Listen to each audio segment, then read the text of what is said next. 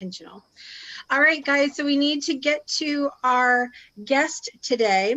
I'm just going to leave it at that he's an awesome person and an entrepreneur of sorts. And I'm going to just let it go where it goes. So everybody, please hit the heart button and welcome our very special guest today, Aaron Fisher, to the show. Welcome, Aaron. Hello. How you doing? We're good. We're so glad to have you on today. And I was trying to be very like, it's just Aaron Fisher. Okay, we're gonna see which direction that goes. All right. So we're talking about in our hot topic today, information versus wisdom. Do you have anything you'd like to chime in with that, Aaron? How do you sort of discern or maybe unplug, or how do you deal with the amount of information we have coming to us these days? The way that I see it nowadays, especially with social media, online things, is information is the new age currency. So when I have a meme that nobody's seen and I can post it, and then somebody hasn't seen it and they can post something else, that kind of gives me a little more social currency. It allows people to think that I know more what's going on, or I'm on top of things, or I'm more connected with the media, or whatever is going on.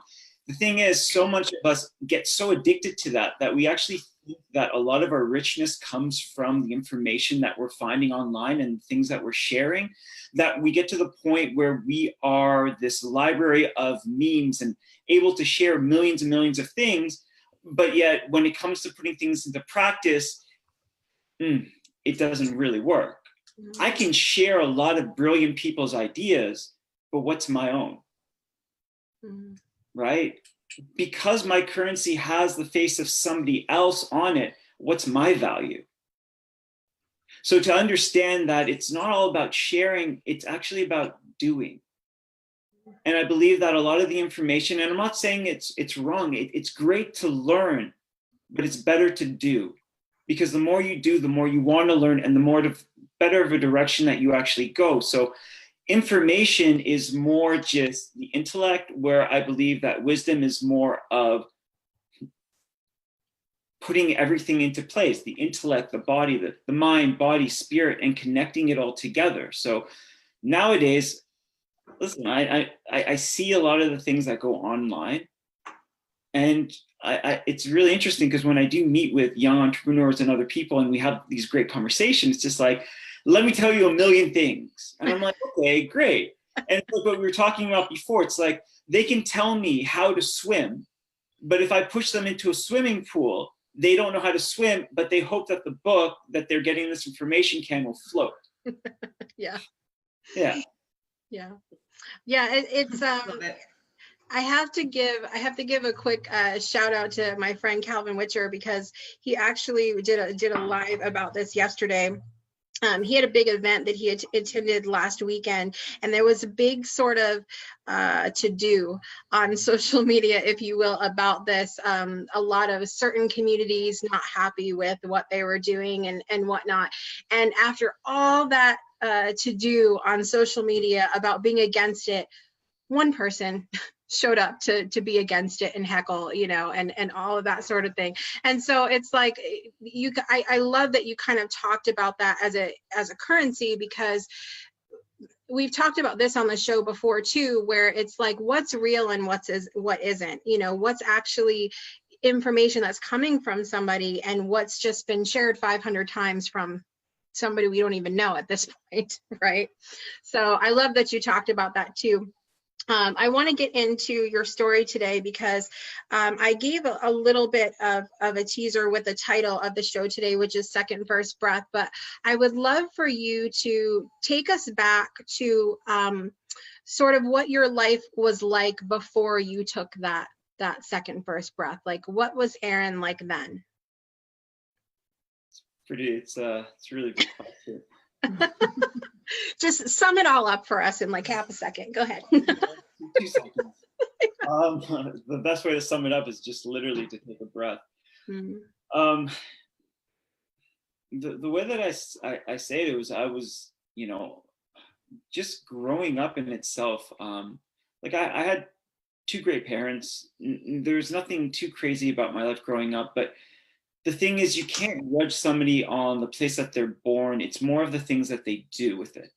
And when I was growing up, I was a very curious kid. So though I had a very good support system, I didn't really trust it because I didn't have anything to base it on to understand. So when it came to school, I'd go to class and I would try to, I think one of the things that kind of started going off was I would try to read. And my teachers would always tell me that I'm not doing it right, or that I need to stop being a class clown or goofing off. But they didn't understand. See, the thing is, they were so quick to judge me on all the things that they thought were my problems without asking me what was going on. They never asked me if I saw that the words were moving on the pages. They never asked me if words were shifting. They didn't ask me why I was saying words that normally weren't there. It's not their fault because they weren't educated well enough to recognize something like this. But at the same time, they were the ones that kind of started popping seeds in my head. Okay, so I thought I was smart, but maybe I'm not. Maybe I'm a class clown. So what does that mean? So I go on social media, well, not social media, back in the, go on TV, listen to the radio, and you start to kind of create this reality through those things. Well, in the movie, that's how this guy acts, so I guess that's how I am. And then you start to play this role. It's almost like when you're born, you have a breath, but then when everybody else tells you how to breathe, you start to forget your own.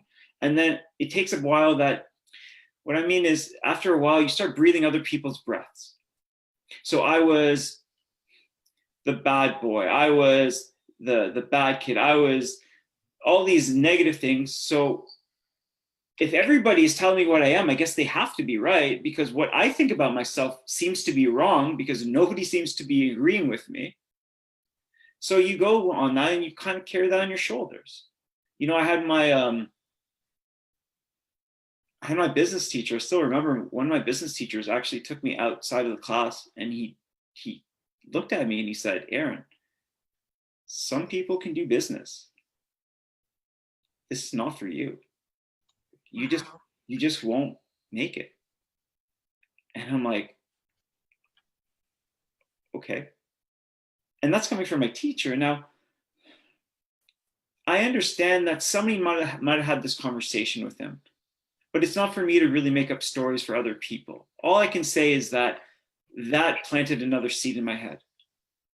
So then you start to play these roles. I eventually got kicked out of my school. I ended up going to a boarding school in another country. That didn't work because, well, the funny thing is this: when I was in my school, I didn't have a lot of confidence. So I was out trying to seek it, trying to do whatever I could, looking for attention. So I got kicked out. Then I went to a boarding school where I had so much confidence, and the principal was like, "You have too much confidence. We're kicking you out." So then you're like stuck in the middle. You're like, so if I have confidence, it's not good. If I have no confidence, it's not good. I'm like, what the hell should I do? Mm-hmm. Well, I want to finish school. So I ended up doing night school, summer school to finish with everybody else. I said, okay, fine. At least I've achieved something. At least I'm not worthless. At least I can do something. And the one thing that gets to you and really hurts when you're trying to go to sleep, it's like you go through these levels of depression where you're thinking, you're like, if everybody's right, then why does this feel so wrong? Why don't I matter? Why don't my thoughts matter? And so I decided to go to college.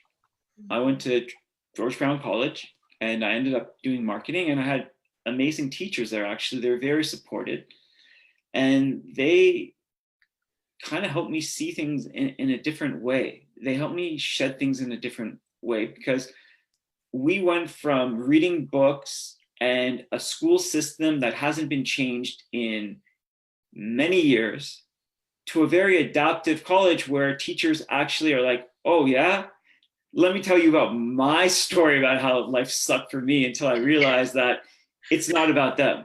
Well, let me tell you about this." And you're like, oh, so I'm not alone.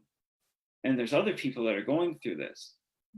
And I went from being the class clown and the bad kid to starting to do assignments for people. People actually paid me to do assignments. And I thought it was crazy. I just started learning ways to be able to play within the system. So I finished school and I did what any normal person would do at the age of 22, because I was thinking, okay, I'm 22, I just finished school. Do I get married, get a job, get a wife? Well, I got to get a wife to get married. And do I do all these things? But I'm like, but I'm only 22, so I'm going to get married to somebody, but I don't know who I am. And I'm going to get a house, I'm going to get a job, I'm going to get a career. Why? I don't think life is about that. If I'm going to live until I'm about 80 and I'm 22, I have 58 years and I'm going to spend with somebody else, it's not happening yet. It can't be. So like I said, I did what any logical person would do. And I jumped on a plane and I went to China for 9 years. Any logical person, right? I did that too when I was, not really, but that you do, I don't know. I can sort of, so much of your story, you know, in school and stuff really resonates with me because so I homeschool my 6 children, and this was after, and this has only been since about 2013, I believe, was when I finally I pulled them out of school after. Now they had some good teachers, but other ones that were not so good, and we had some instances where my son, who was struggling, it was a very similar situation to yours, where he was being told certain things, and a teacher was on her cell phone all class. Like, it's a whole lots of fun stuff there. But I really, you know, even in our homeschooling, I really sought out, like, my one son takes computer coding at the library, and they do outside classes, just not in a school atmosphere. And I really sought out people who will do like you're talking about, who will tell stories and lift them up and encourage them to sort of do what feels good for them and what they're good at. And so it really sort of, I think that your story is something that a lot of people have gone through, but also that a lot of kids are still going through today, and just not being lifted up in the way that I feel like they should be. So at what point did you sort of have your what point sticks out at you that said, you know, things have got to change here? Like, what was that moment for you? The thing is, I really do believe that inside of ourselves, internally, we do feel that we have a purpose. We do feel that we have a passion. Like, we have there's like a purpose within ourselves, in that when we're starting to feel negative, and I'm not saying feeling negative can actually be a very positive thing, but what I'm trying to say is, when you're feeling negative, you got to start assessing your environment, the people around you. Who am I listening to? What am I watching? Because yes, we'll feel bad, but if I'm constantly around certain people and I'm questioning my own worth, then I'm realizing that I'm actually in a place where I'm trying to fit in. My biggest problem, and a lot of people have this as well, when they're younger, I failed at who I was supposed to be, instead of trying to achieve who I already was. That's the big one. I listened to everybody about who I should be. I listened to everybody, what they assumed from me and what they expected. See, the thing that I came up with a long time ago is, we all drown ourselves in a sea. And the C is SEA. Should, expect, and assume. Now, you take these 3 things away from your life, you live a good life. Well, he should have done that for me, but it's not up for you to say what somebody should do. I expected, don't make a story for them. But I think they just assumed, you know, because that makes an asset of you. And, you know, it's just, you got to understand these ideas. So when you start to understand that, a lot of times we are drowning in the sea and we're failing at what we're supposed to be. Well, what am I? I feel that I'm okay. So when you ask for the moment, you know, there's a lot of moments where they say, like, they call it an awakening. I think it's just a return to self. That's all it is. Because I really do believe that the new age has it wrong sometimes, not by the way that they talk about an awakening. They're like, oh, I'm awoken, so now I will not feel any emotions and I'll be Zen. The second you feel that, grab a life raft, because it's going to get crazy. Yeah. Yeah. We talked about that on the show a couple weeks ago. One of our hot topics was actually based on these memes we were talking about that, that I saw, though, that talked about the awakened woman versus the wounded woman. And there was another one that was awakened man versus the wounded man. And I really kind of fought back against that a little bit, because I was like, this is a process. It's not like you just wake up one day and everything's butterflies and roses and it's awesome. Like, it's just not the way, that's not the way it happened. And so there were things on that one side of the of the image that I felt awake. I feel awakened in those areas, but there's wounded things that I'm still working on that kind of, so I'm glad that you said that, because we're on the same page here. It is very important to understand that when people talk about that, they're like, well, why do I feel like this? Because you have emotions. That's fine. Emotions are good. Feelings are good. But the understanding is you're not your feelings. You're not your emotions. And I'm not trying to say that in a hippy-whippy kind of way, but what I'm trying to say is don't allow them to have control over you. Allow them to teach you. When people look at like the Dalai Lama and other people like this, they're like, they're so Zen. Yeah, but they still have that suicidal thought and that anger thought, but they're just like, I don't need you. It's like if you turn on the radio and, for example, you turn on the radio, Justin Bieber comes on. You're not like, oh my God, I'm Justin Bieber. What's wrong with me? What you are is you're like, oh, I'm picking up a frequency. My body is doing something. So if I change that, I also change what I pick up. So I can change the channel by changing my mood, changing my state, changing who I am. So what I started doing in my life is I started making those change. Drinking is not doing much for me. Let's put down the bottle for a year. Smoking. Well, I used to work with a lot of kids in the countryside, and my mentor once said to me, he goes, how dare you speak to these children? I said, why? He goes, because you're lying. What do you mean? He goes, you go to these kids and you go to these companies and you talk to these people and you tell them about different ways to live a better life, but you're smoking and you're killing yourself. Until you live that kind of life, you have no right to speak to other people that way. 30 days later, I threw away my cigarettes. After 15 years, I said, okay, you're right. And then, well, when you quit smoking, then you don't have that friend, hey, let's meet for a quick cigarette. When you're not drinking, you don't have that friend said, let's meet for a quick drink at a bar. So all of a sudden, your environment starts changing. And then what you're looking for starts changing, and your lenses start changing, and everything starts changing. And I still remember being in the Sahara Desert in Morocco. And I remember some girl wrote me a message, because my Instagram is The Awakening Self. And she goes, you're not awoken. And she ripped into me. And I sat there and I was like, ow. But I'm like, maybe you're right. Maybe a lot of things you're saying is right. Instead of me finally like fighting back, it was about time for me to listen. And I wrote back to her. I said, you know what? I'm not the awoken self. I'm the awakening self, because I have no clue. But every day I'm trying to learn more and more. But I don't know yet, and I don't ever want to know, because the second I know, I believe, and I stop seeking. I always want to be a seeker. And I remember sitting in the Sahara Desert, and I was on this dune, and I just started crying. And I went, it was almost like something unplugged me.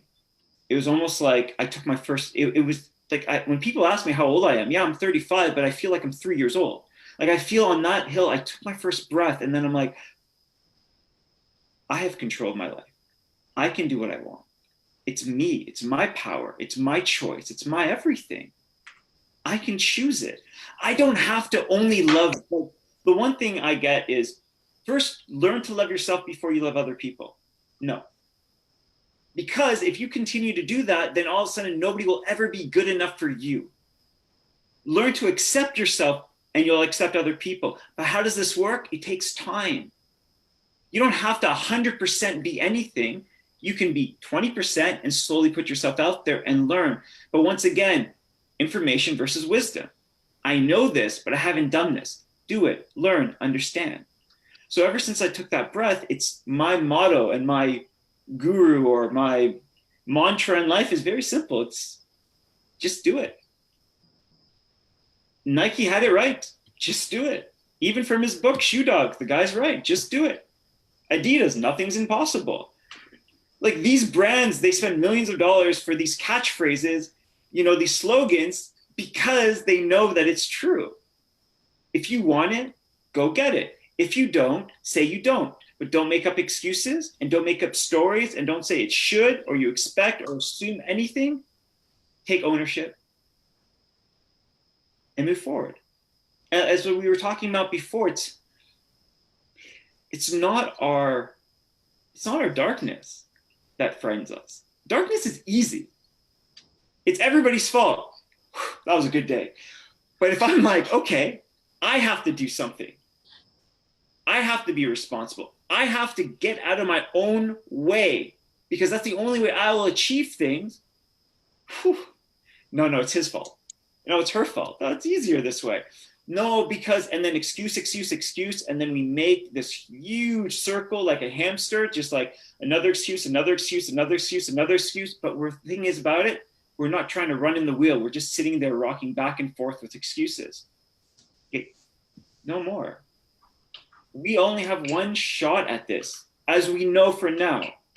So why not make it something amazing? Like I said, the day I die, I want to be able to sit on my deathbed, and I know you guys will do this too, and just laugh and be like, I can't believe I did all that crazy stuff. It's like, what the hell was I thinking that day? But laugh about it instead of being like, I should have.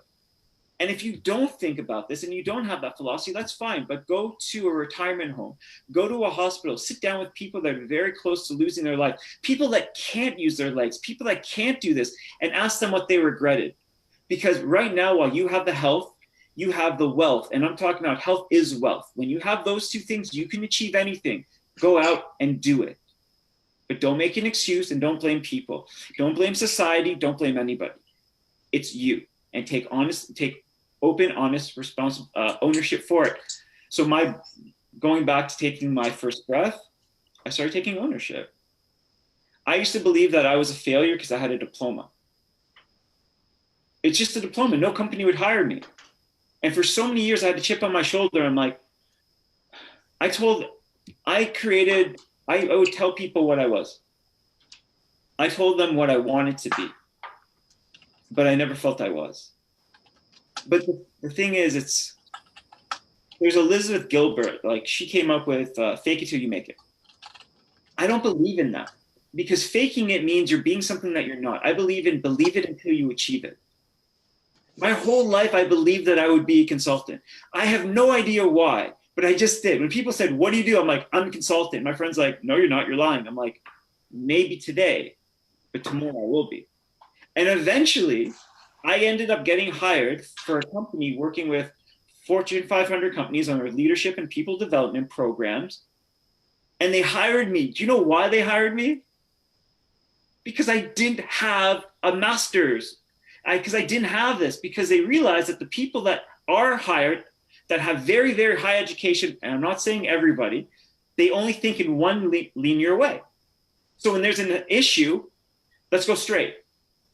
But people like me who grown up with getting kicked out of school and doing this and that, they're like, you think in ways that we normally don't think. You haven't been taught by the book. You've been taught by life. Let's hire you. Huh. And you know what? The funny thing is, the second that I started doing things for myself, the second that I quit smoking, I quit drinking, I started doing, I opened up an art gallery when I was in China, and I sold my art to help kids in the countryside with their education. And I went to the countryside and I did this. Why? Because I've always just wanted to do things for children. And the more I started doing things that I wanted to do, the more things that I've always wanted started coming into my life. It's kind of funny. It's like when you're that popular person, everybody's like, oh, I want to be with you. So when you're starting to do things, all of a sudden, like your dreams, your inspiration, all these opportunities start to come up. They're like, hey, how you doing? I remember you. You're the popular kid in school. Like I want to spend time with you. I want to be with you, because we start attracting it. So yeah, that's just my quick rant. So Erin, you work mostly with kids. When you do your speaking, you speak at like business functions or in schools or? So I do everything when it comes to it. When I was in China, what I did, we worked with my friend, and my friend would run a summer school program where we'd have kids from all around, from primary to elementary, from primary to university, and we would do 1 week camps for 2 months, so 8 camps. And we said that they were English camps because we use English as a meter stick for confidence. So for example, if your confidence is getting better, all of a sudden you're speaking words that you normally wouldn't speak.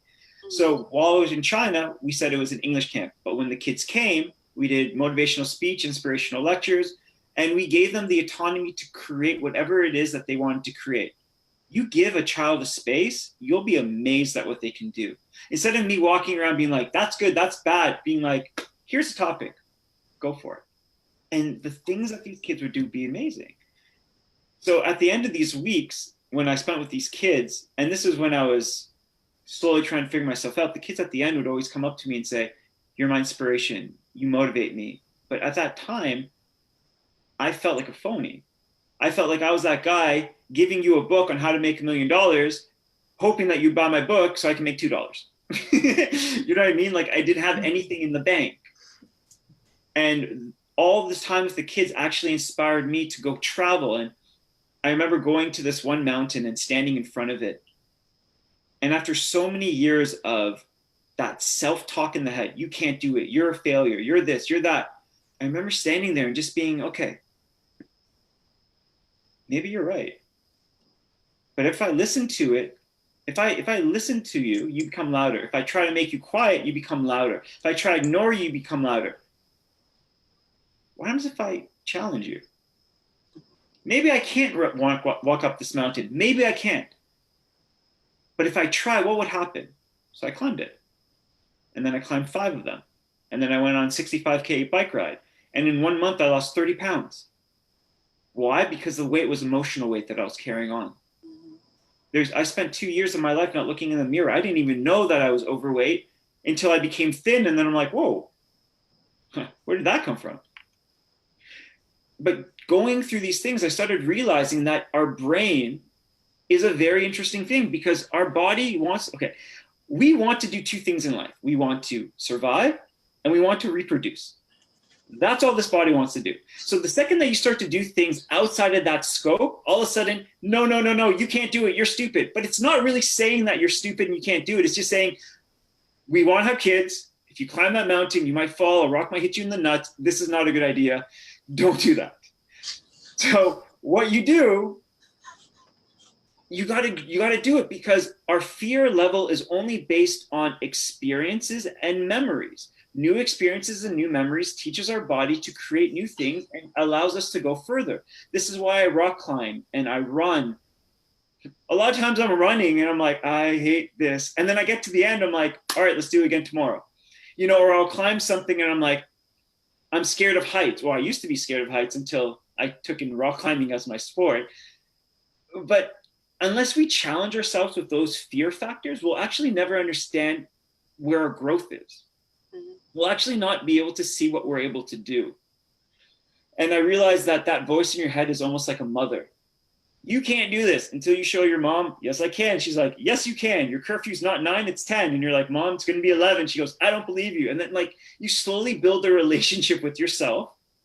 And then you slowly are able to do more and more things. And I remember even after this trip, when I came back, and this was before I opened up my art gallery, and I remember showing my friend all my pictures that I took. I said, you know what? These kids motivated me. They inspired me. They made me see myself in a way I haven't seen myself in a long time. I'm going to take my photography.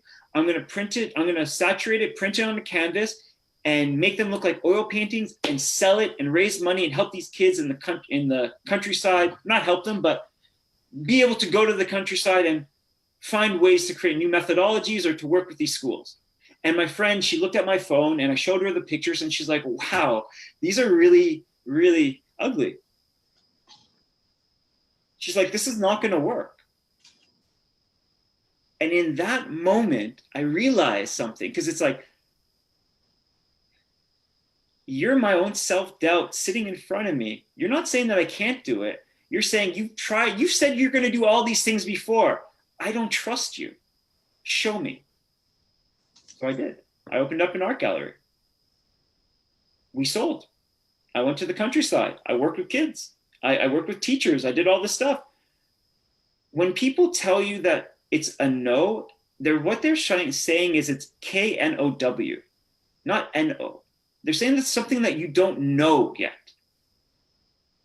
So how do you get to know something? You don't read it, you do it. So I did it. And I learned. And the thing is, a lot of times people don't want you to succeed. Not because they don't want you to succeed, it's because the second you do something that they've been putting off for a long time, then they have to question their whole belief system and they don't want to do it. So please don't do that, because don't make me look at things that I don't want to look at. Thank you. Now don't do that. Have a good day. Right? Right. It's so true. Like, it's so true how, like, just what you're saying, it's like people don't want you to necessarily be successful, but it's not about them not wanting you to be successful. And it's really interesting, especially I think once, I know for me, once I branch out into online space and, you know, a lot of questions more get raised, right? So, but, you know, I really loved what you talked about, and I resonated too with the school thing. This last year, I'm doing virtual school with my kids at home too. And that process has worked out so much better because, you know, they went through those same kind of things. So I really love that you shared that, because, you know, and I don't like to say anything bad about teachers and give them bad rap, because I know they tried, but the circumstances they're in are tricky when you're stuck with that many, right? So, but it's such a different experience working with these teachers and the potential that they see in the kids and how they want them to learn and change versus, like you said, a system that's been around for so long. Like, it's never changed. It baffles me. I fully agree with you, and I'm not bashing teachers in any way, shape, or form, because I've been a teacher. I have a lot of friends that are teachers, and they're trying to do whatever they can, but they're within a system that gives them limitations, and there's only so much they can do. But there are some phenomenal teachers out there. Don't get me wrong. But I'm saying that it's the school system. So the school system was literally created for a way to get you to work an assembly line later on in life, because that's what we needed to do. Bell rings in a factory.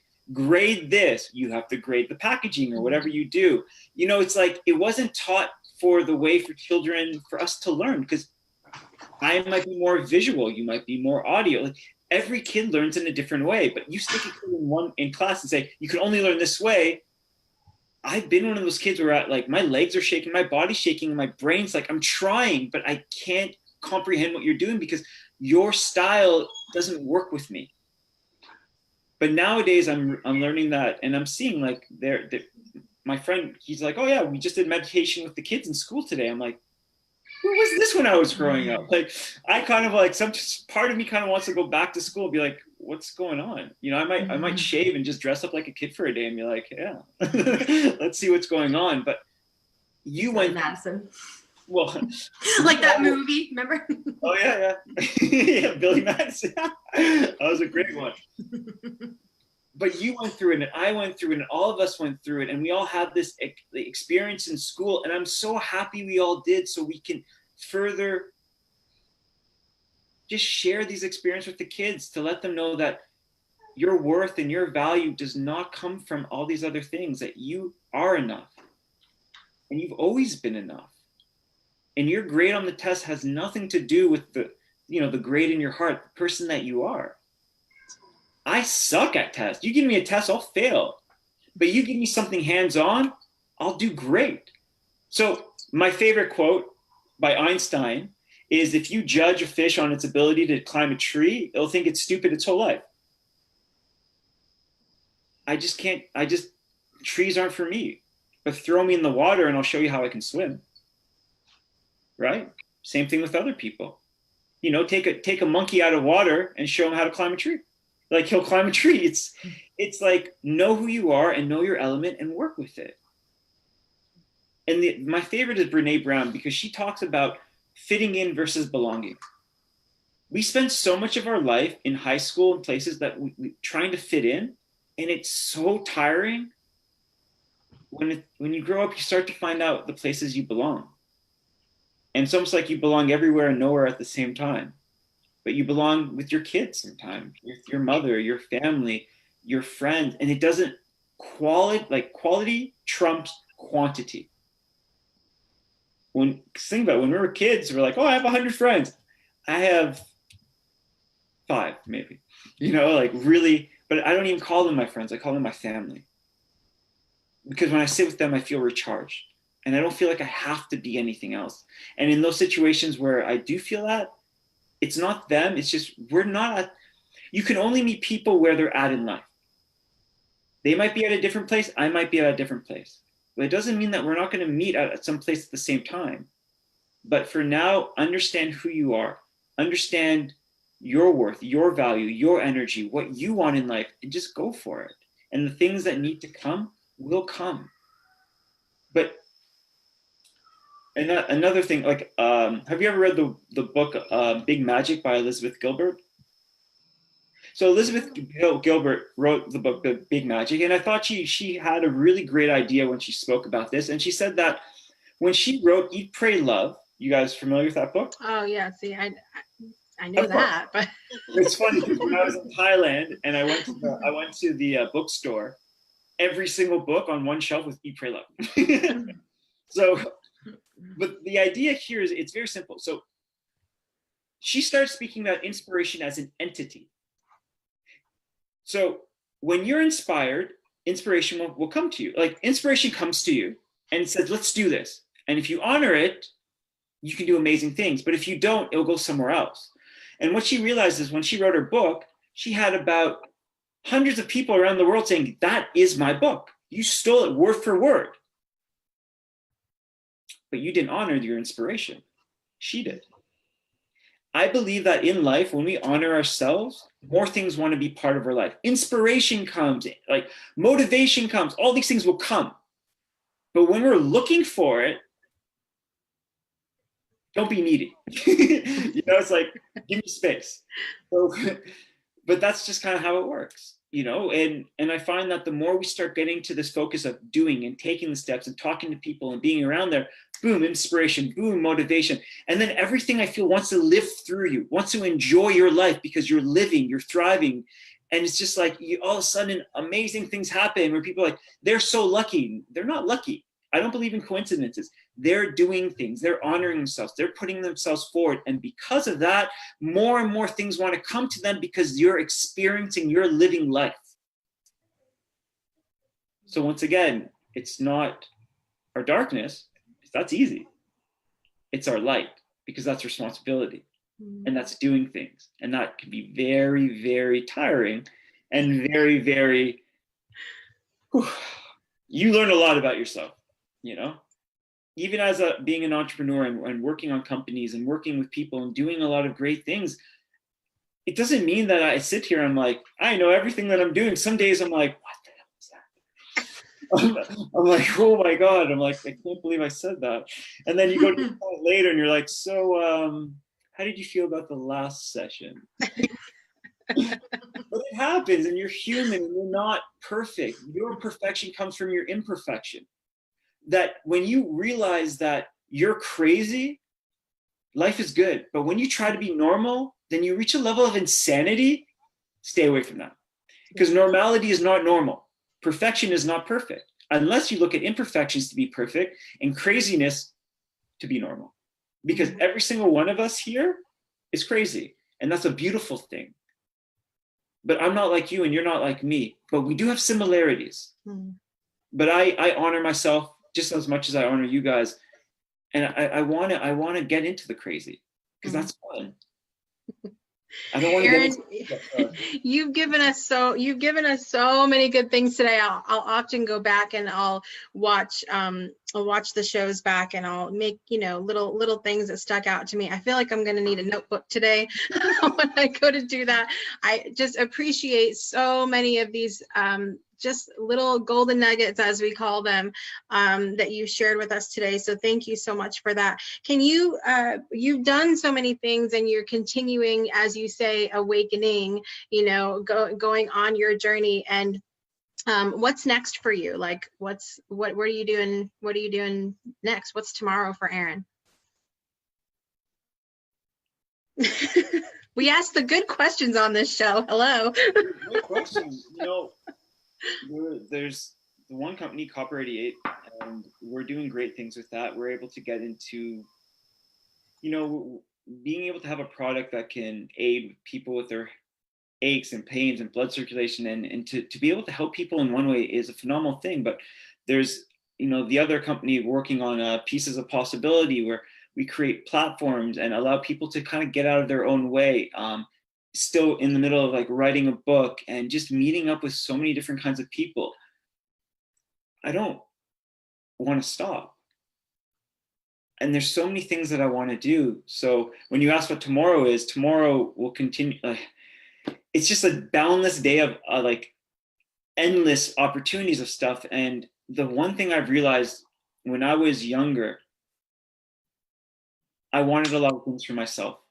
But now that I'm older, all I want to do is be able to give back and share the lessons that I've learned. And you can call it serving other people if you like, because I believe that our biggest wealth and richness comes from giving, not from taking.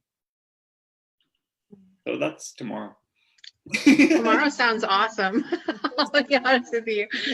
Erin, thank you so much for being on the show today and sharing I'm sure it's just a little pieces, little bits of your life with us. And I know that there are so many people. I'm going to have all my kids homeschool assignment go back and watch, even though they're in the room, and I'm sure they're eavesdropping on me at some point. But I'm going to have them go back and watch this today because there's so many things here. I'm glad that you spend time with our youth. I just want to say that from a mom point of view. That means it's so meaningful to see that, because we need more of that going on, that mentorship sort of thing happening. So thank you for the work that you do, Erin, and thank you for being on the show today. And we so appreciate your presence with us today.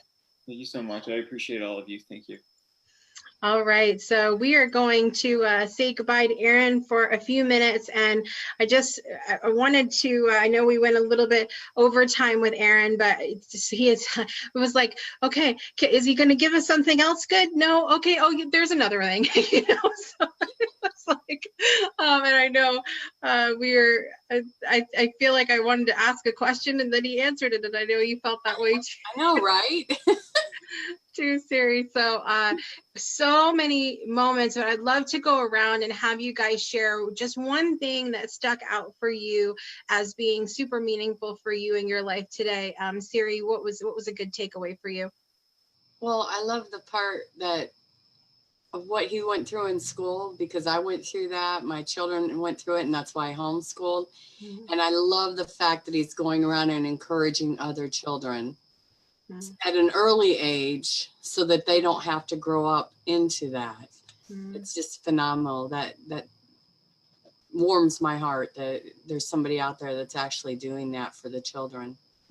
I love that too. And I think that the part that he talked about, if you give them the space to, it's amazing what they can do. And that's sort of what we've discovered in homeschooling too, is that, just give them the space to, sure, it was a couple years of in the beginning of going, what in the world are we doing around here? But everybody's kind of just settled into their own thing and what they want to do. And then I've got a couple kids that are still trying to figure it out, and that's okay. I'm 38 now and still trying to figure it out most days too. So what's a good takeaway for you today, Tarah? I love that he talked about blending and that spirituality aspect and coming back to yourself, because I think that's, one of the things that my mentor taught me when I went through, my meditation training and stuff was, why we do these practices and stuff is to come back and to find ourselves. So I really love that he brought that part up, because I think it's a combination of the whole, right? Mm-hmm. And I think it's something that sometimes we don't talk about a lot because there's that stigma around it. And the fact that spirituality can be anything that resonates with you, and it can be your practice and stuff. So I love that he touched on that. I thought that was awesome. And I agree. I'm laughing though when you're talking about the homeschool. The first couple of years you go, what? Because this year I was just like, what? But even through all that, there has been so much more positive that has come from it. I can't even explain. So like, I'm excited for next year. I'm like, I feel like I'll be a seasoned pro next year, but like this year I was like, whoo. I know. Well, and like, it's so funny because we talked a lot about conditioning on the show. Aaron, I think, touched on that a lot without actually touching on it. And I tell the story all the time. It's a funny joke now that the very first year that we started homeschooling, like, I emptied my living room. This is not a joke, people. I emptied my living room. I had, you guys know the preschool story, Chicka Chicka Boom Boom, with the letters on the tree. Do you guys know that one? Anyway, I had the big tree. I made a giant cutout tree on my wall. I had the Pledge of Allegiance on my wall. I had the Lord's Prayer on my wall. I had a table with 6 chairs around it and made them do morning work. Listen, I thought I was one room schoolhouse, and I was trying to do things in a way because that was how it was conditioned. That's how I didn't know what the hell homeschooling looked like, you know? And so for us, that went down the tubes real fast because you try to do that every day with 6 kids. God bless you. But it didn't work for us. And so we had to spend such a long period of time trying to find what worked for us, and ultimately landed us on what we refer to as unschooling.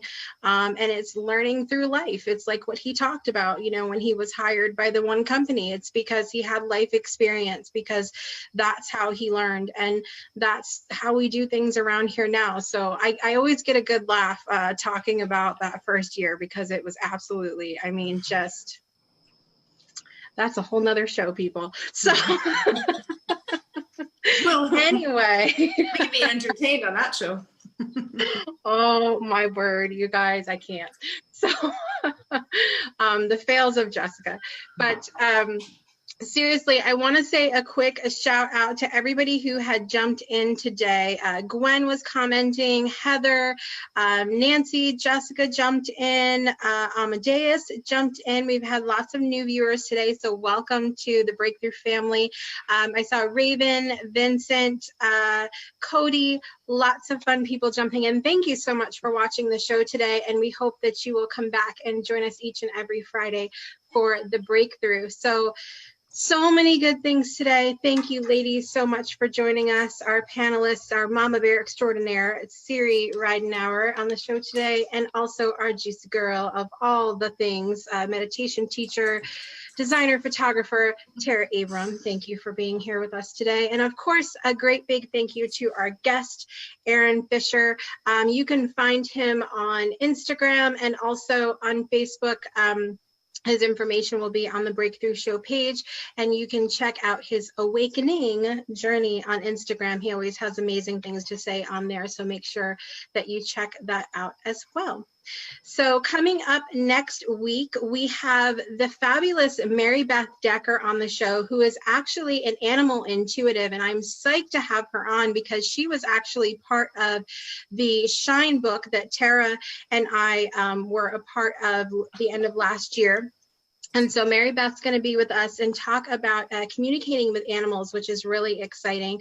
And let's see, Tarah will be back as panelist next week, and we'll also have our declutter coach and consultant, Heather Clark, as well as our relationship expert specialist, Lori Ann Davis. She's going to be back next week. She is speaking at a conference in Denver this week, so enjoy your time there, Lori, and have a safe trip back.